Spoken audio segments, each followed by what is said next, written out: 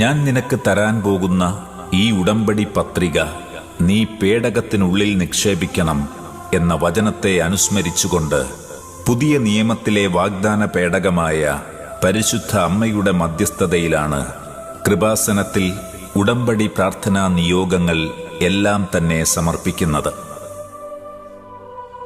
പരിശുദ്ധ കന്യകാമറിയത്തിന് ദൈവം കൽപ്പിച്ചു നൽകിയിരിക്കുന്ന മാധ്യസ്ഥ ശക്തിയെ അധരം കൊണ്ട് ഏറ്റുപറയുകയും ഏത് സാഹചര്യത്തിലും ജീവിത സന്ദർഭത്തിലും കാനായിലെന്ന പോലെ ഇടപെടാൻ ആത്മീയ ജീവിത സാഹചര്യങ്ങൾക്കുമേൽ മറിയത്തെ പ്രധാന മധ്യസ്ഥയായി നമ്മുടെ ഹൃദയങ്ങളിൽ പ്രതിഷ്ഠിക്കും എന്നുള്ളതത്രേ മരിയൻ ഉടമ്പടിയുടെ അടിസ്ഥാനം.